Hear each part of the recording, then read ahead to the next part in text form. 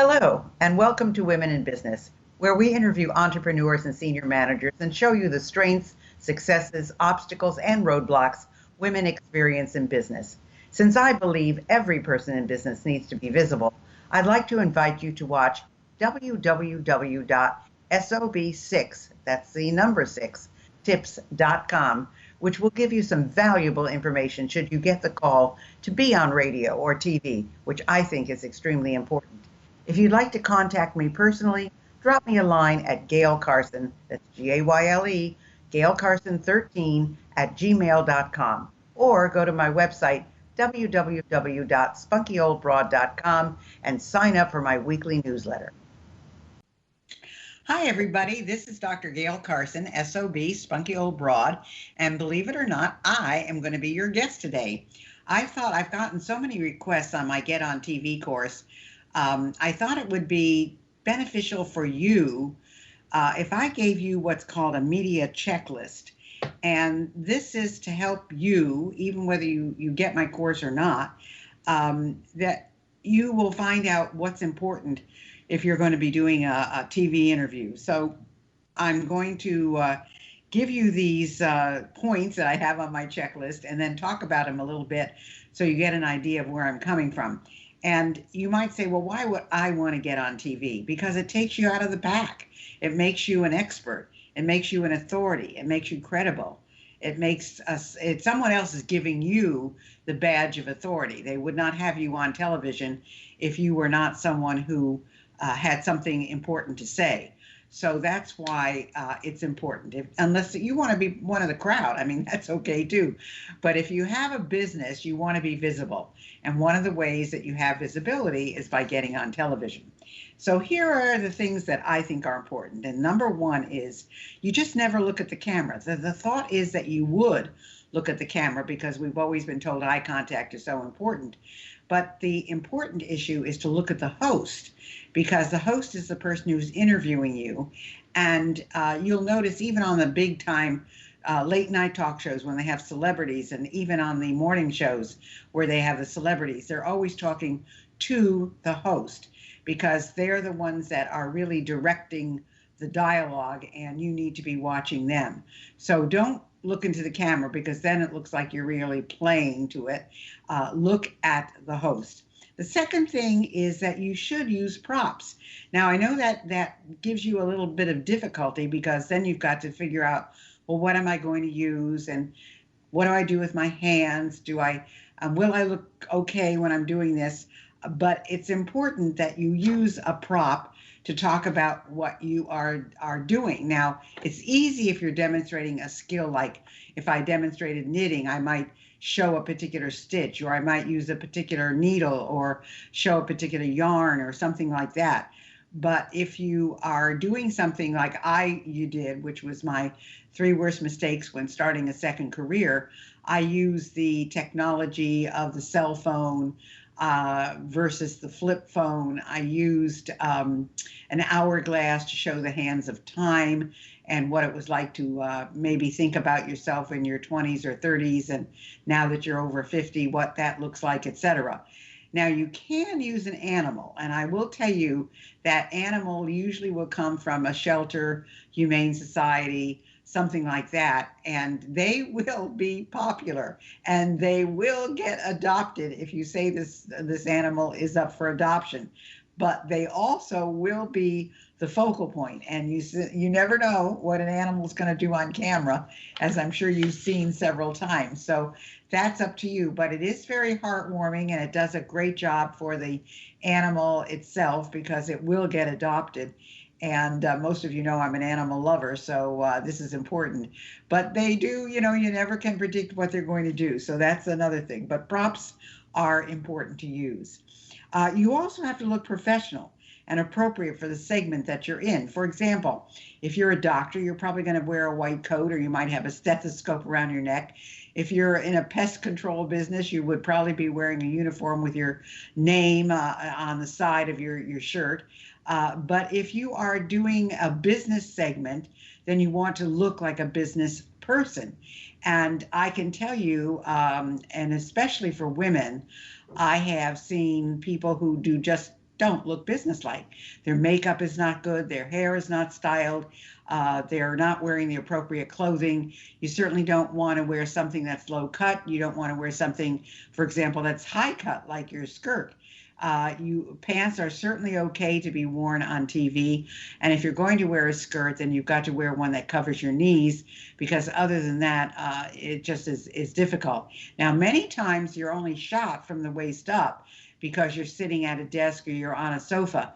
But if you are in a chair or on a sofa, the likelihood that they'll take a full shot at some point is probably going to happen. So be careful about that. And then you want to make sure that the program you choose, that you pitch, and pitch is what you send to the producer, is appropriate for the message that you're giving. For example, my message of the over 50 crowd was not good for a particular station in LA. They turned me down because their demographic is young. So you want to make sure that you've watched the show, and you can certainly watch it through videos and things like that, even if you're not in the area. I mean, I did a media tour all across the U.S., so I was in California and Arizona and Texas and just all over the place. But I had a good idea of what the shows were about because I had watched them, so I knew which ones to pitch and which ones not to. So you can get a video clip of the show or Google it and figure out how to make it work for you. But you've got to make sure that the program is appropriate for your message, because if not, then it's just going to miss the mark entirely. And you just want to make sure that you're hitting the right people. You want to make sure that you have your facts and figures correct. Most segments on TV quote facts and figures. So you need to know the latest of whatever you're talking about. How many people do knitting? What are the yarn sales? How many boomers are there? How many people are on healthcare or are not on healthcare? Whatever those statistics are, you need to know them, and you need to be able to put them, you need to be able to state them. And very often what they will do, and most times, at least with me, it's been almost every time, they will put those things up on the screen when you're talking about them. They will, because they have your pitch, they have your segment proposal. And in your segment proposal, you talk about what you are going to talk about on air. And that includes the data that you will share. So they will make up a slide ahead of time that will document that. So you need to make sure that whatever you say, the facts and figures are correct. Now, I know that we have a lot of things on TV today that may not be believable, but you, as the expert coming in on your particular subject area, need to be correct. You also have to have a formula so that your audience will remember your message. You could do it in terms of having an acronym, so that you could say, for example, I'm the SOB. Now, I am the SOB, but SOB for you stands for spunky, open, and brave. So you might have an acronym of letters. You might have a word, or you may just come up with something on your own. But there's got to be a formula that you say, step 1, step 2, step 3. Or, for example, if you're doing a diet segment, are you going to say, okay, these are the 3 things that you need to be able to do to make sure that you lose weight? Number 1, number 2, number 3. And there's a formula for doing that. And if you do it every single day, then you will lose X number of pounds. You should also try to tie celebrities into your message. Now, you'll say, well, what do you mean? Are there any other celebrities that knit or crochet? Are there celebrities who are trying to lose weight? Are there, with me, since I was talking about a second career, I used Henry Winkler. We all know him from the Fonz, and of course he went to Emerson College, which is my alma mater, so I was proud of that. But he was dyslexic, And now he's writing children's books.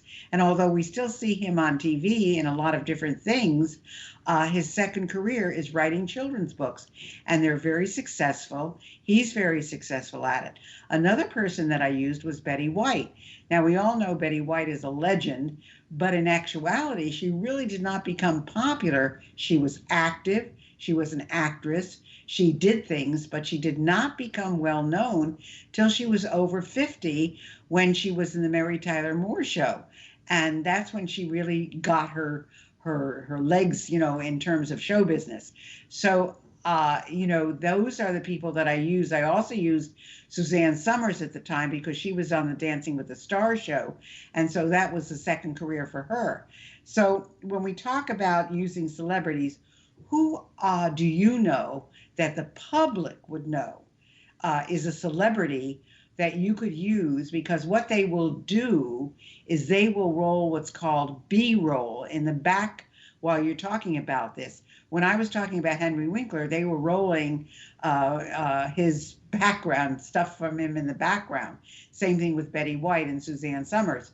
So what celebrity can you tie in to what you're talking about? You don't have to, but it just adds something to your delivery that there are other people that other people know that do the same thing or believe the same thing or have the same hobby or whatever it happens to be.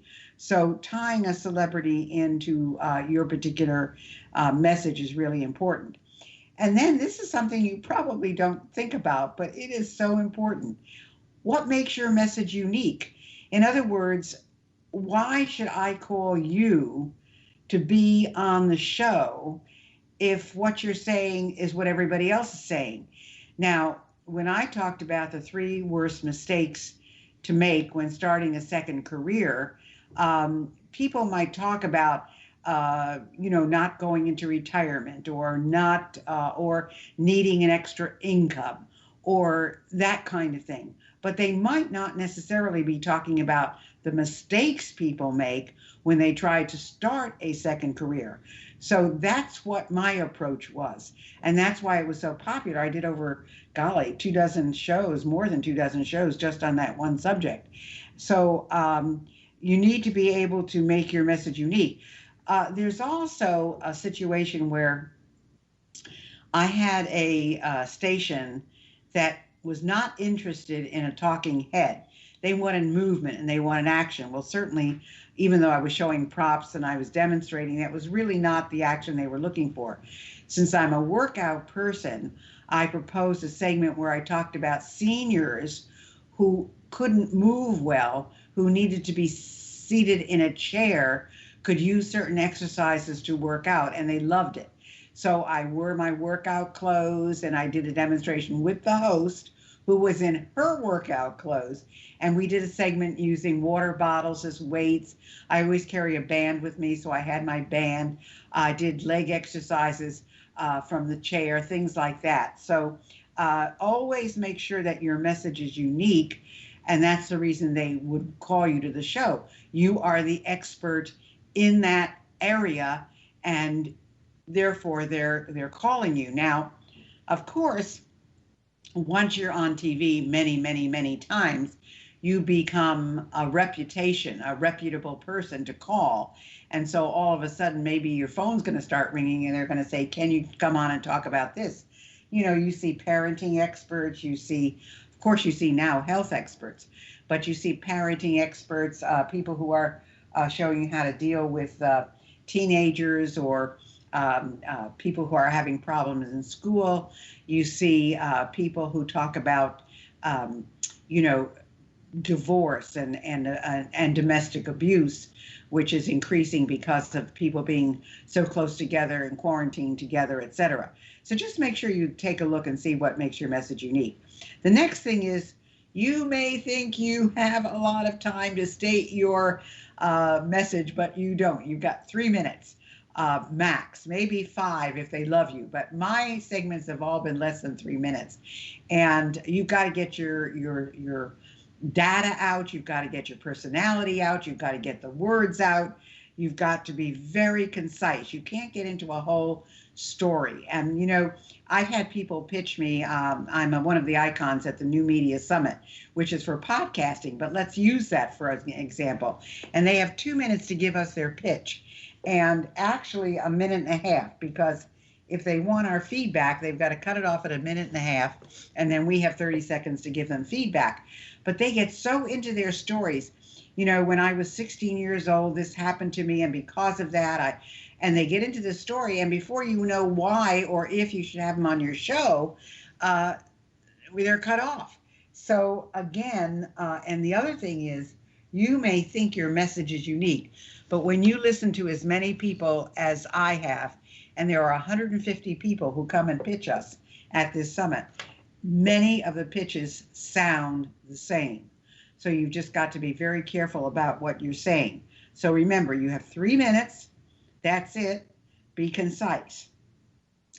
Now, one of the reasons why you want to get on TV is so that you can get a clip of your segment, which you can get. Sometimes the TV station will give it to you, but that's becoming rarer and rarer. But there is a film service that you can, a clipping service that you can contact, and they can find anything. I mean, I have been on a teeny station somewhere that I didn't even think they'd be able to get, but they did. So when and if you decide to do this, you can be in touch with me and I'll give you the name of the person. But right now, just know that you want to get the TV clip because you want to put it on your website, because that is what gives you the credibility that you're looking for and the reason you did it in the first place. This one is such a big one. Your posture, your hands, when you're sitting, don't slouch. You have no idea what that camera is doing to you. Sometimes it's doing it for you, but most of the time it's doing it to you. That's why your makeup has to be perfect. Your hair has to be perfect. The clothes have to be perfect. You don't want busy on TV. You want plain. You want colorful, but plain, because you know the TV camera is going to distort it to a bit. And those of you who have multiple TV sets in your home, you know, it can look one way on one TV set and one way on another TV set. So you want to make sure that your posture is good. If you're standing, don't have your hands in the fig leaf position. Hopefully they're doing something because you're using props and they're moving and they're working. So don't just stand there, and don't stand there with your hands in your pocket. And if you are sitting, as I said, make sure that your legs look good, that your knees are covered, etc. Those are all really, really important areas that you have to think about. And, you know, it sounds frightening in one way because I'm giving you all of these things that you have to worry about. But remember, they're inviting you to be on because they want this segment to be great. They're not putting people on air to fail. They're putting people on air to succeed, to give their listeners more information. Now, sometimes they're going to throw you a curve. Like I was doing a show in a particular area, and the person said, well, so when is your program starting in this area? And it wasn't going to start in that area. And I had to think on my feet and say, well, you know, the enrollment covers a period of time. And so when there are X number of people registered, that's when we will begin the program. And I just, you know, tossed it off in that particular way because we weren't starting one there. I mean, it was just something that I said that we offered, but at that time I didn't have it online. Now I have all my programs online, so you can take an online course in how to get on TV or how to get in the media or how to write a segment proposal. I have all of those things on my site. So just be aware of that. Also, speak clearly and at a good pace. Because you only have 3 minutes, I know you're going to want to speed it up. And I talk fast to begin with.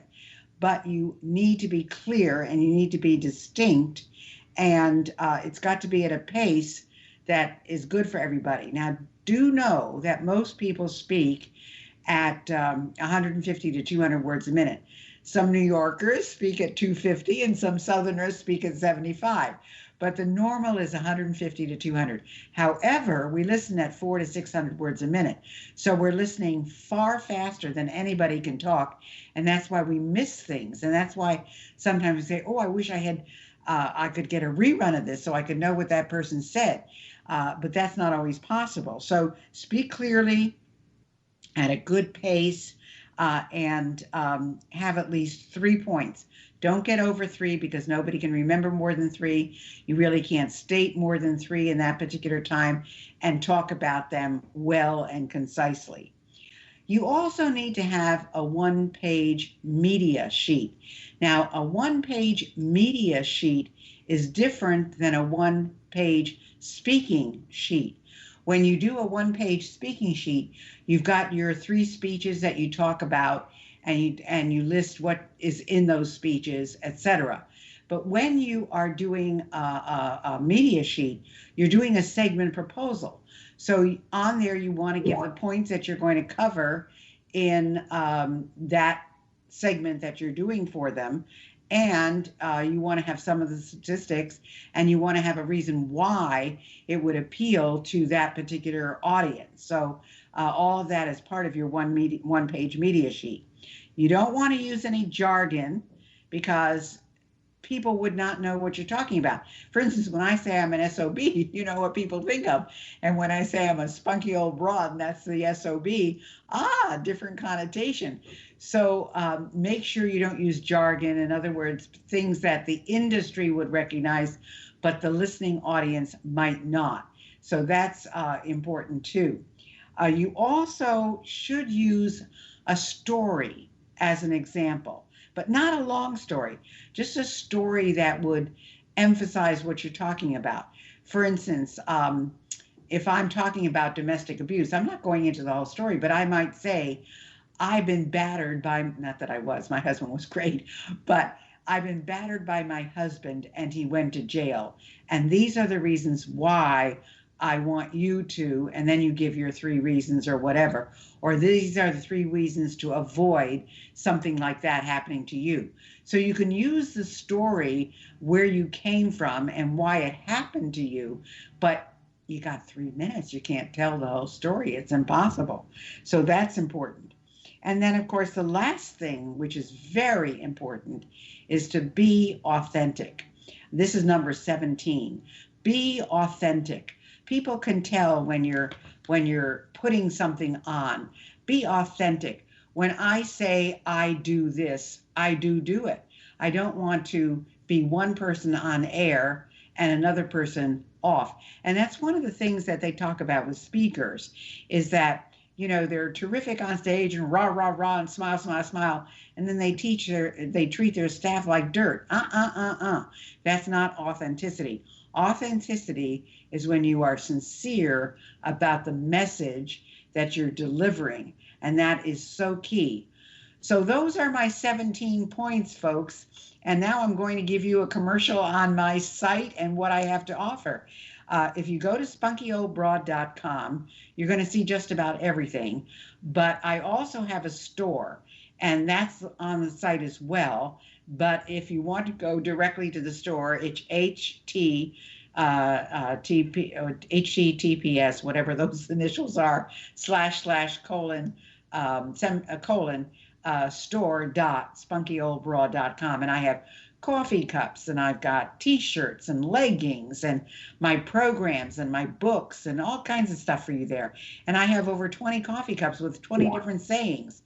So the one that I love the best is don't chase your dream, live your dream. But I've got bunches of them there.